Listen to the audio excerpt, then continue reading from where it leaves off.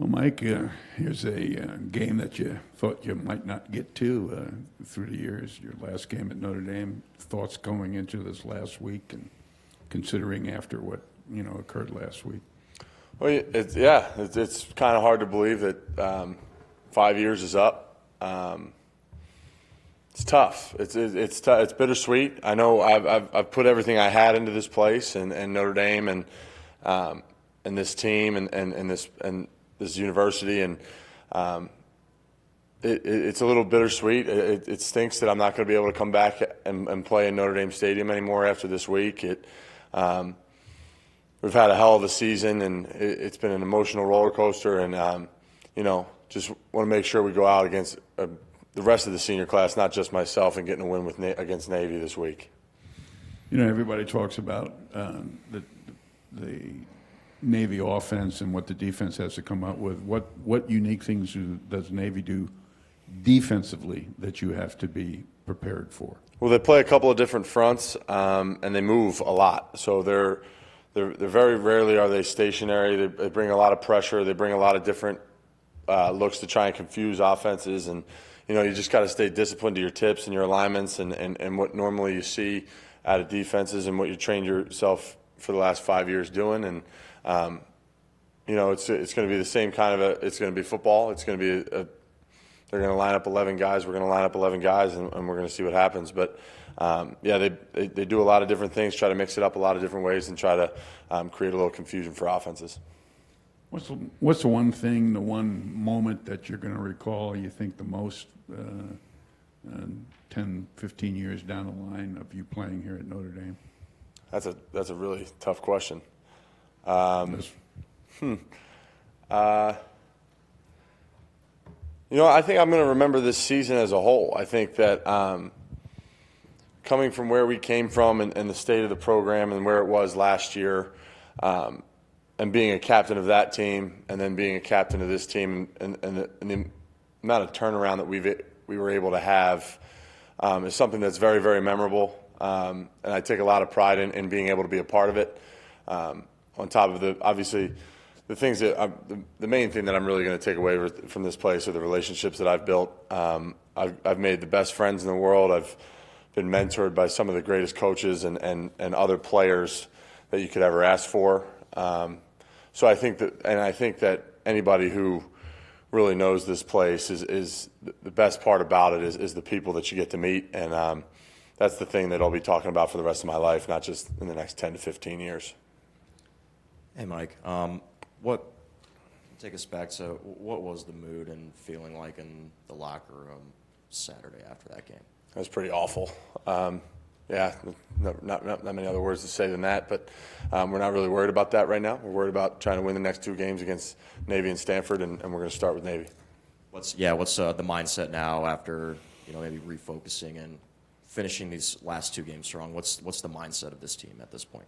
Mindset's the same as it's always been. We're going to go out and try and dominate our opponents, and that's really all you can really say about it. The mindset hasn't changed. We got a lot still to play for. I mean, chances at a great bowl game, and just pride of who we are and what we've built and what we're about. And I think that that message hasn't changed throughout our entire football team, and that's what you're going to see on Saturday against Navy. How important of a decision was it for you to be able to come back this fifth year for you, just in your game and just everything, just life, I guess? I think it was huge. I would have probably been kicking myself if something had happened here the way it's been happening this year, and knowing that I could have been a part of the turnaround would have been tough to swallow. And if I wasn't, obviously from a feeling standpoint. In terms of my game, I think I've grown a lot over the last year. I think I've done a lot of things well. Obviously, I've made some mistakes here and there, but that's part of football, and I do my best to keep cleaning those up. But, I think I've taken a big step forward in my individual game in the way that I've learned how to lead and deal with my teammates. I think that I've had another opportunity to grow and continue to learn how to be a professional and under Coach Heastan and working with Q and the other guys each and every day. I got another year to spend it Our Ladies University, and that's always a plus. The ultimate goal of a national championship, a little bit slimmer now, but so does sort of the goal shift to looking at it as, let's get 10 wins this year, let's go to a New Year's Six bowl? What's sort of the goal shifting to for you guys?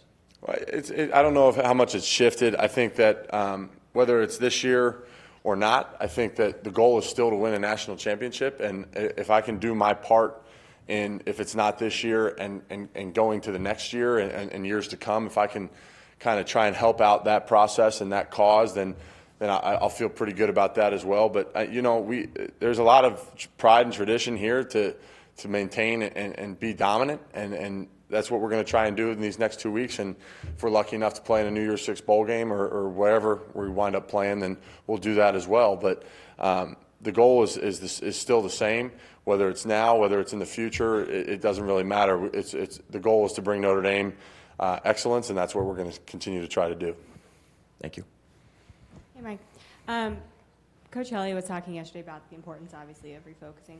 What's maybe your personal process of refocusing after a game like Miami? Well, it's the same as pretty much every other week, whether it's obviously it's just a little harder to swallow when you watch the film. But yeah, the process is you go in on Sunday, get your treatment, try and make yourself feel a little bit better physically, and then later in the afternoon watch the film until you see what you need to see. And after that, Sunday, you just put everything aside, and Monday, normally we watch the same film with Coach Heastan and the rest of the team with their position coaches. But after Monday, it's over, and then you start game planning Monday afternoon, and then as soon as Tuesday hits, it's all about the next opponent, and that's only the process that you can continue to have in this game, is to always look forward. You can't control what has happened in the past. You can only control what you're doing right at the present, and that's all we're trying to do, and that's all I'm trying to do. Trying to get a little bit better each and every day, and you got to take that process and that mindset out to the practice field, into the meeting room, and into your study each and every day. Do you feel like you have to tell the guys anything, I don't know, different, just because there are only 2 games left, and it's almost there's more of a sense of urgency or anything like that? I don't think there's more of a sense of urgency at all. I think that I don't really need to say much. I think everybody, that's the great thing about what this team has become, is it's such a different mindset. It's a never faltering, never wavering kind of mindset that our football team has. And obviously we took a big lump on last Saturday, but that's not affecting who this team is and what this team is about. And we're gonna prepare the same way that we've been trying to prepare. Hopefully, can prepare a little bit better, and make sure that we get the win against Navy. I mean, and that's really all that we're focused on. There's not really much else to say other than keep the process forward and make every day your best one. Kelly also said, he mentioned, I guess, the way that USC has turned their season around a little bit after losing to you guys. Does that resonate at all with you or with your teammates? Like, you guys could maybe do something similar? Yeah, I mean, obviously, it's a good lesson. They didn't let things. I mean, we beat them just about as bad as Miami beat us. So it's kind of almost the exact same situation. But yeah, you can always look and find different examples of how to do things and how to do things well.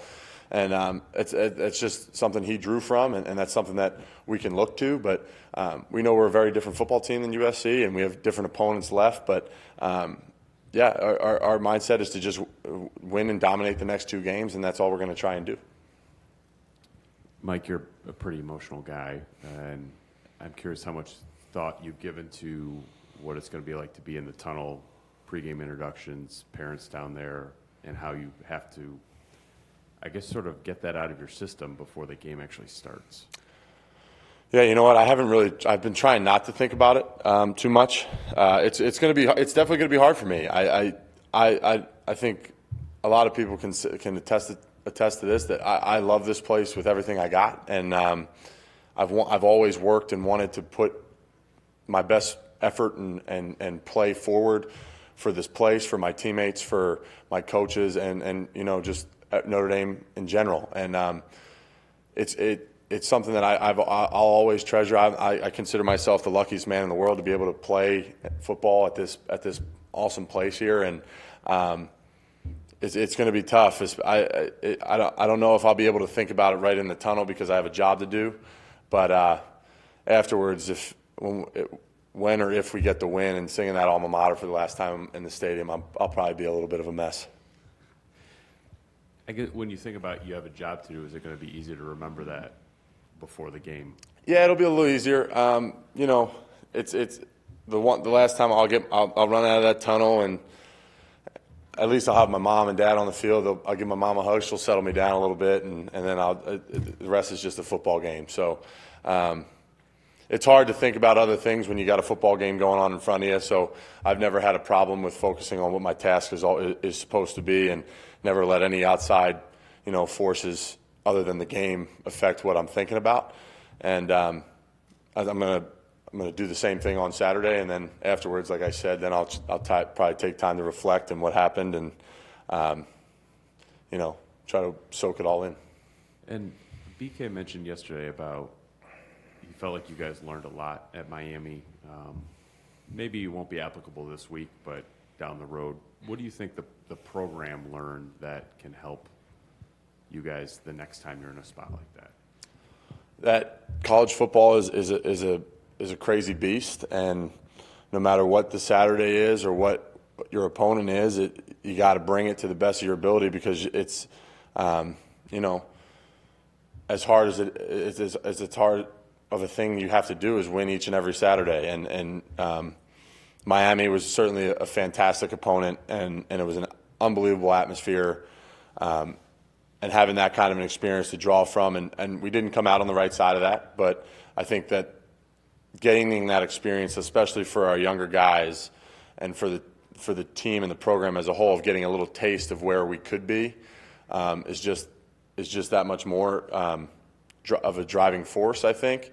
That kind of a feeling you don't ever want to have, and coming out of the side that we did on Saturday certainly allows us to learn of how to better prepare ourselves mentally, physically, and just know that each opportunity needs to be cherished and treated as such. And it's so important to take each game with a great amount of pride and a great amount of focus in order to win the game. And I think that's where we learned a lot, and I think that's where we're going to continue to learn.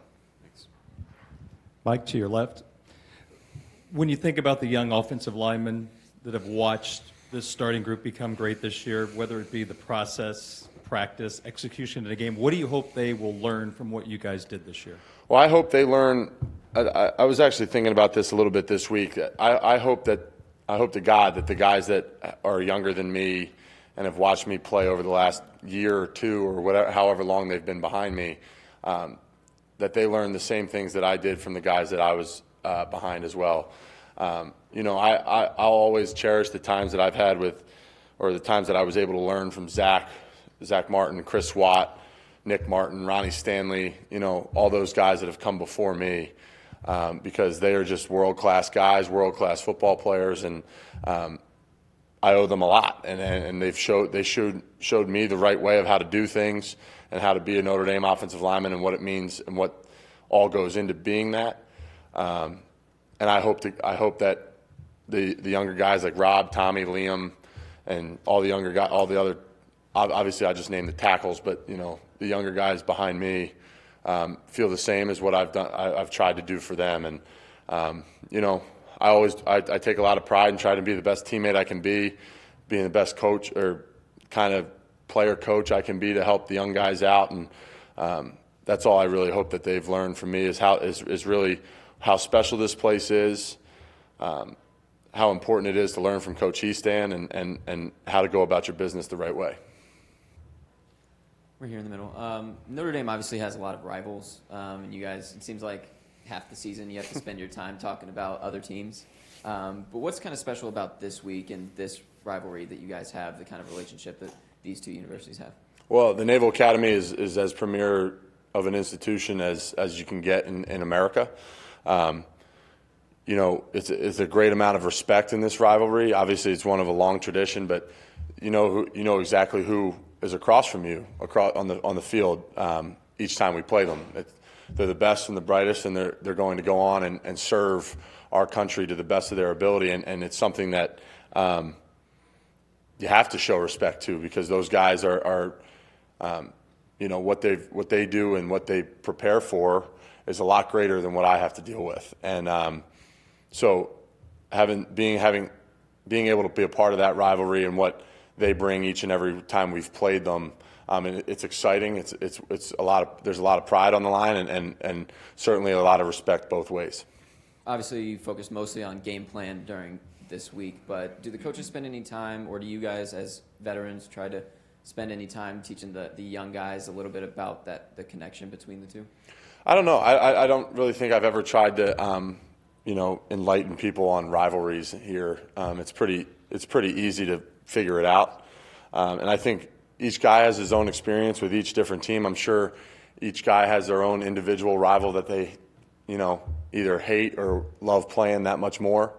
I know I certainly do, and it's just something you learn and experience, and it's part of why this place is so cool, because everybody's trying to get our number, and it's about bringing it each and every week and playing for those traveling trophies that we have, and it's just another part of our cool tradition.